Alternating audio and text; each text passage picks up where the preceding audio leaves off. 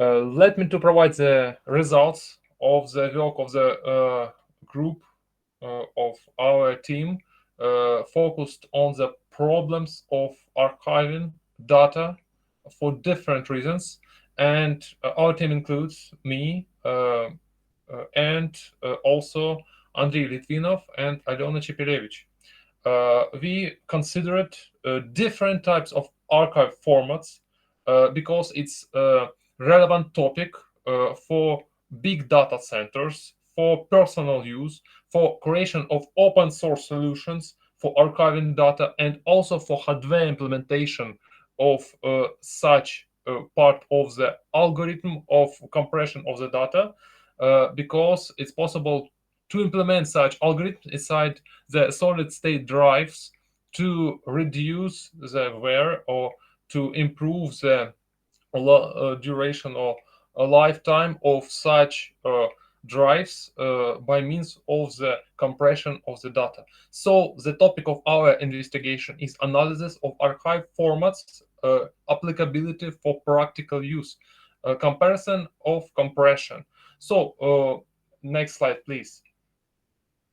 Our research and presentation has the following structure, and inside the work we considering the problems of the archiving and reasons why it's actual, and providing the practical results and experimental results of the investigation of existing algorithms with taking into account the demand of the systems and also the systems that working with the open source solutions for some distributed development process and some design flow where a lot of users and a lot of developers are working together, and there is a need to involve the storing of the versions, so the version system, and archiving of not only the data but also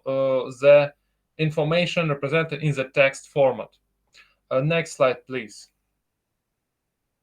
There are few problems and few specifics of the implementation of the such archives, and one of the possible application of such archiving process is a normal archiving that can be found in the everyday life, and in this process it's necessary to fit few requirements. For example, sometimes it's necessary to capture the structure of the file system, that perform the saving of the information, file information, including the time of creation, time of modification of the files. At the same time, there is a need to perform the compression of some information and ensuring of the integrity of the data, because this is an important thing during the long time storing of the information. And in the real archives, I mean the organizations that perform the data storing, the ensuring of the integrity is important thing. And it's turned out that it's possible to involve some types of error protection codes and correction codes, like Helfman code and Huffman codes, and for example Reed-Solomon codes, to eliminate some part of errors in the message, I mean the entire body of the archive, to revert or prevent some problems inside the binary files, and the problems that can be caused by the hard drives faults and problems with modification of the medium inside the flash drives. And also another important issue is saving space during the transactions in the internet. There is this in the file systems. There is a support of the distributed files. Also, there is a support of some extended files, and because of that, in some forms of the transaction, it's possible to use the compression, and because of that, it's to find the possible ways to perform the archiving, to find the algorithms for text compression, to perform the comparison of existing tools, included the criteria of open source and criteria of possibility of the use by the end user without experience on the one hand, and the developer or creator of the system with integration of open source features to support such solutions on the other hand. Next slide, please. So, because of that, it's possible to formulate the goal and tasks of our research. And the goal is to analyze an existing technologies and tools involved in the data archiving process. And to reach this goal, it's necessary to perform the following tasks: to analyze the widely used archive formats, to analyze the important features of the archives, and perform the classification of such formats with proposing of the conclusion based on that classification that allows the simplification of the decision making during the choosing of such formats, and also to investigate the compression parameters depending on the exact information, and to propose the steps of integration of such components of archives to some system. I provide the possibility to continue our report to Alena, please. Thank you, Artem. The objective of this research is to analyze widely used archive formats to assess their strengths and weaknesses in terms of compression, recovery features, and encryption. We aimed to not only evaluate their efficiency, but also their compatibility and ease of integration into software systems, be it for personal or commercial use. With the introduction of new archive formats and updates to existing ones, it's critical to determine whether certain formats are better suited for specific tasks or environments. For example, uh, some formats excel at compressing large text files, while others are better for multimedia or other types. Next slide, please. Let's go briefly through some of the most popular archive formats.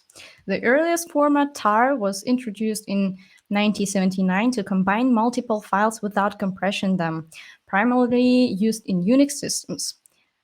Later, ARC appeared in 1985, being one of the first to combine compression and archiving, but it was soon replaced by more efficient formats. Then zip, created in 1989, remains one of the most popular formats. It's compatible with nearly every platform and offers features like password protection and multi-volume archives. However, older versions of zip have limitations, such as 4 GB file size cap, which has been overcome in 2001 with zip 64 coming to the area. The GZ format, created in 1992, became standard on Unix systems due to its speed, often used with tar. Later, though, XZ provided better compression and became a popular alternative for Linux distributions. Introduced in 1993, RAR is known for its excellent compression ratios and its ability to create multi-volume archives. One key advantage of RAR is its recovery record feature, which allows you to restore data from damaged archives. And 7Z is an open source format introduced in 1999. It offers high compression using modern algorithms like LZMA.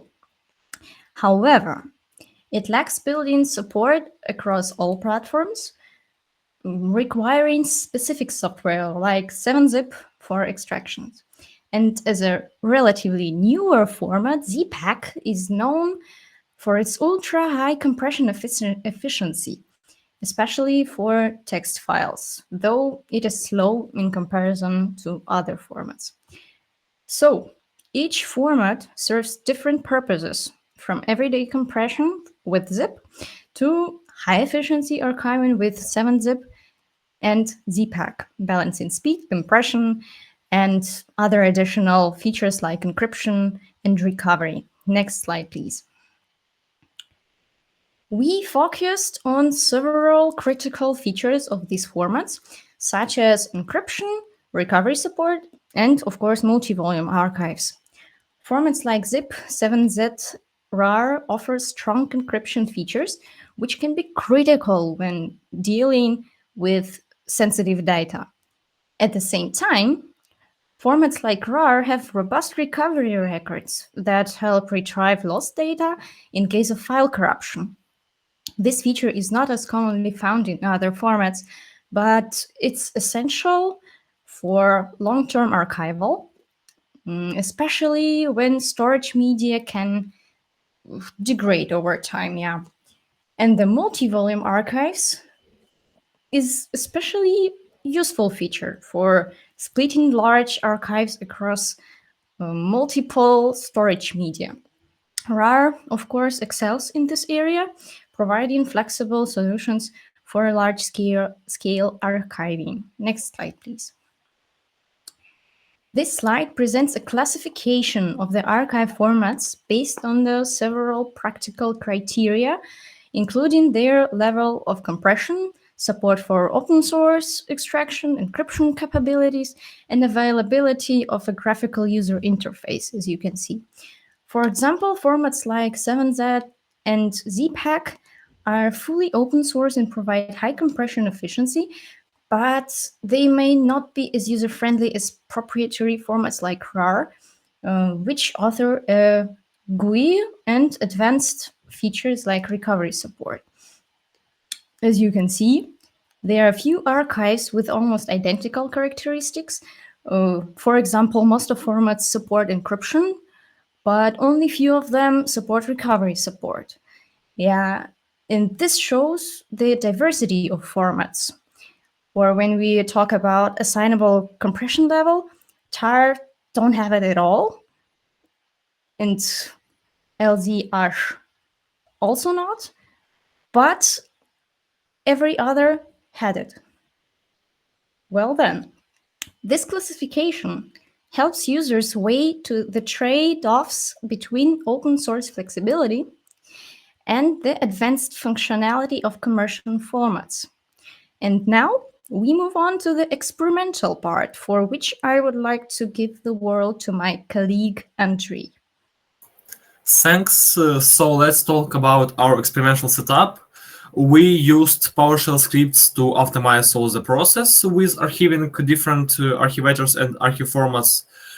We used 7-zip, WinRAR, PZip, and ZPack as our testing archivators. We use two types of file, text file and DAG files. We use specific text files, and if be more specific, is the files that filled with known polynomials. So we decided to use them for our test because there is no possibility of creating a new ones with these degrees. So they are available in the internet. We will talk about them a bit later. Also, we used DAG files. DAG stands for Directed Acyclic Graph. It's a synthetically created file with a mathematical formula without excess data. So we decided to use it to test archivers for working with uncompressible data. All testing was done on an Acer laptop with the model Nitro F515-34 with a CPU Ryzen 5 4600H, 600H, and on Windows 11. Here we can see a little part of code or our PowerShell scripts that we use to test 7-zip archivator making 7-zip file. Here we can see that we make logging for time and compression ratio that is in the resulting file. Here is the experimental results on the file 29 LST. You can see the URL to this file if you're interested in it. If we can say by this graph, P and zip have the highest compression ratio, so it's kind of bad in this situation. Let's continue to the next file. It's 32 LST. It's bigger in size than 29, and we can see the proportional increase in compression ratio in all of the archives. And let's get to the more interesting one, to the DAG file. Here we used the duration of compression in second to show how long some archives have to compress it. For example, the least amount of time spent of trying to compress it, it was WinRAR with zip format, and P with pzip, their own format. The most longest was zpack, but that's for a reason which we talk about a bit later. The DAG file was created using this algorithm. As you can see, it was Dagger Hashimoto Epoch 268, which weighs around 3.1 gigabytes. Here you can see all the archive formats and archivators summarized by compression time in seconds, and the highest compression time it's on the DAG files, as you can see. Let's see in the percent, and as we can see here, the zpack has the best compression ratio of them all, but it also comes with the great time to compress all this information. And that's all for the experiment and analysis. I give my word to Alona. Thank you. So we are back with challenges. One of the main challenges we've encountered was the proprietary nature of some formats. For example, while RAR offers advanced features like recovery records, its closed source nature means that it's harder to integrate it into open source systems without licensing issues. Additionally, file size limits, sizes, those initially seen in zip archives, can also create problems for large-scale data storage. Another challenge is dealing with undocumented features in certain formats, which can lead to compatibility issues when newer versions are released. And these challenges highlight the importance of carefully choosing the right format based on the specific needs of the system and considering future scalability and compatibility. Next slide, please. So, based on our experimental results, we can make several recommendations for practical use. zpack is the format of our choice when maximum compression is necessary, particularly for text files. That's really important to notion the type of file. However, its low speed makes it less suitable for everyday use. But you have to take into account that zpack doesn't have a graphical interface, which leaves only the possibility to use it via the command line. For many people, that's a really big reason to use or not to use this or that format. For general purposes, where speed and efficiency are both important, the 7Z format, particularly in pzip, offers an excellent balance between these two parameters. For long-term storage, where data integrity is critical, we recommend using the RAR format, which offers the option of adding recovery records. And this feature ensures that the data can still be recovered even if parts of the archive become corrupted over time, make it RAR a solid choice for archival purposes. In conclusion, there is no one-size-fits-all format. Yeah, the best choice depends on your specific needs, whether that's speed, compression ratio, encryption, or recoverability. Our research provides an in-depth analysis and classification of popular archive formats, evaluating them based on the above-mentioned parameters. Along with the development of a script for analyzing archive formats, an investigation of compression parameters was performed. And future research could focus on optimizing these formats for specific platforms or improving extraction speeds, further helping users select the best archive formats for its needs. Yeah, that's all. Thank you for your attention, and we are happy to answer any questions. Questions, please, for our report. We will be happy to provide the answers because this is it was a lot of time and efforts focused on this topic. Questions, please. Thank you for your for your reports and speakers. I have one question. What are your future research plans? Let me to answer for this question. Actually, this analysis was performed to actually find the best archiving method from well-known and existing to focus on the archiving of the or compression of the text. And based on these results, we found the exact algorithms compared with the mathematical models of such algorithm.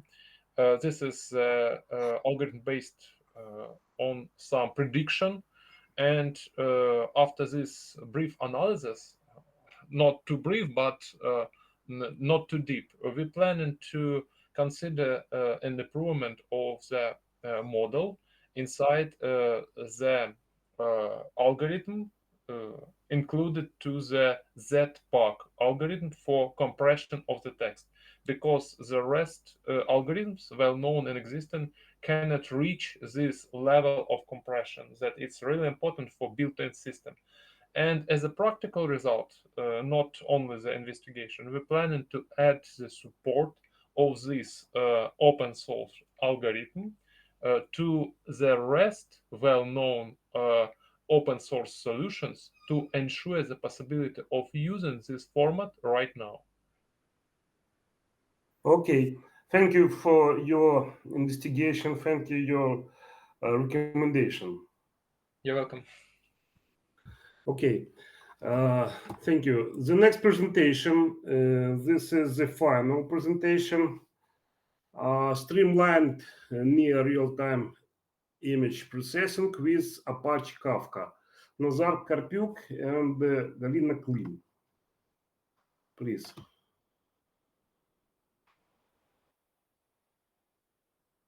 Oh, the speaker is absent, yes? Okay. Dear colleagues, we have finished the session 2.2 software. Thank you for you all very much. Thank you for your presentation, questions, answers, and I wish you continued creative success. Thank you very much. Thank you too for the moderation of the section and for organization of this conference starting from 2006 and see you tomorrow at 9:30 at the plenary section. Thank you, Artyom. Thank you, participants. See you tomorrow.